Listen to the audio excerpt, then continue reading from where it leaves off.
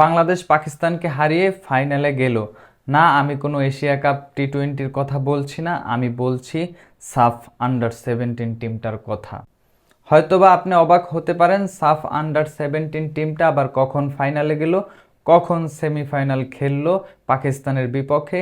কেননা আজকে তো বাংলাদেশ ক্রিকেট টিমটা পাকিস্তানের বিপক্ষে ম্যাচ খেলেছে এশিয়া কাপের মঞ্চে দুবাইয়ে। তবে হ্যাঁ, অনেক বাংলাদেশি ফ্যান এই সাফ আন্ডার-17 দলটার প্রতিও চোখ রেখেছিল, কেননা আজকেই এই পাকিস্তানের বিপক্ষেই তারাই মাঠে নেমেছিল এবং জয় ছিনিয়ে তারা কিন্তু সাফের ফাইনালে উঠে গিয়েছে। ইতিমধ্যেই নেপাল কিংবা ভারতের বিপক্ষে তারা ফাইনাল খেলবে। তবে আন্ডার-17 এই ফুটবল টিমটাও কিন্তু কম যায়নি, পাকিস্তানকে 2-2 এক জোড়া গোল দিয়ে তারা কিন্তু ফাইনালে চলে গিয়েছে ইতিমধ্যেই। হয়তোবা আপনাকে এই গভীর রাতে বাংলাদেশ ক্রিকেট টিমের যেই বেদনা সেটি সহ্য করতে হচ্ছে, কিন্তু কেউ কেউ বিকেল বেলাও আনন্দটা ভাগ করে নিয়েছিলেন পাকিস্তানকে হারানোর। পাকিস্তানকে সাফ আন্ডার-17 যেই চ্যাম্পিয়নশিপ, সেখানে 2টি গোল দেওয়ার যে আনন্দ, অনেকেই কিন্তু উদযাপনটা করে ফেলেছিলেন। তবে এখন সময় এসেছে ফুটবলে বড় আকারে ইনভেস্ট করার।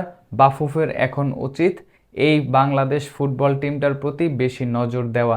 কেননা যারা পাকিস্তান এবং বাংলাদেশের ফুটবল ম্যাচটা দেখেছেন, এই ছেলেগুলোর যেই ফুটবলের মুভমেন্ট, তাদের খেলার যেই ধরন, আমার অন্তত একবারও মনে হয়নি তারা আসলে বাংলাদেশ এবং পাকিস্তান টিমের মধ্যে খেলা হচ্ছে।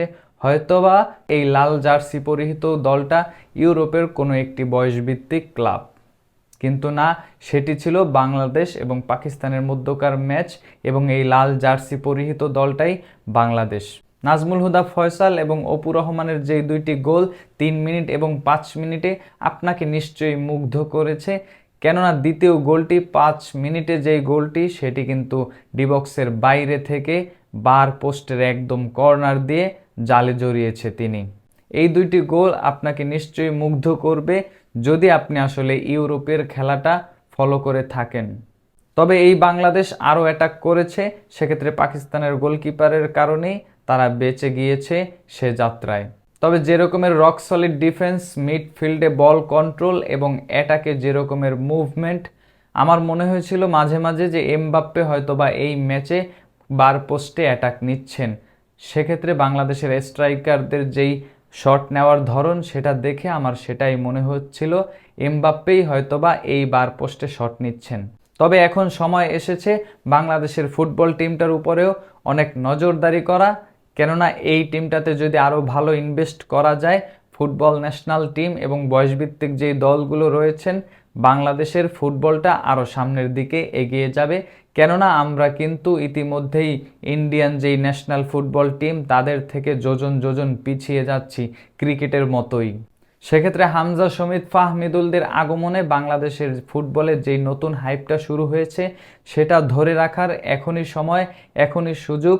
বয়সভিত্তিক যেই দলগুলো আছে তাদেরকে আসলে নার্সিং করে বড় যেই টিম সেইগুলোতে খেলানোর সুযোগ করে দেওয়া এবং বাংলাদেশ ফুটবলের ভবিষ্যৎটাকে উজ্জ্বল করে নিয়ে আসা। তবে শুভকামনা বাংলাদেশ আন্ডার-17 ফুটবল টিম, এই ছেলেরা নিশ্চয়ই চ্যাম্পিয়ন হয়ে ফিরবেন, নিশ্চয়ই তারা কাপ নিয়ে বিজয়ীর বেশেই বাংলাদেশে ফিরবেন, সেটাই এখন কোটি ফুটবল ভক্তদের কামনা।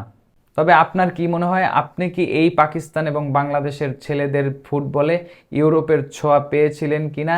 কেননা বাংলাদেশের প্লেয়ারদের যেই বলের মুভমেন্ট, বল কন্ট্রোল এবং সামনে এগিয়ে যাওয়া, রক সলিড ডিফেন্স, সব কিছুতেই আমি অন্তত ইউরোপের বলের যেই ছোঁয়া, ইউরোপের ফুটবলের যেই ছোঁয়া, সেটি আমি অন্তত পেয়েছি। আপনি পেয়েছেন কিনা কমেন্ট বক্সে আপনার মূল্যবান মতামত জানাবেন।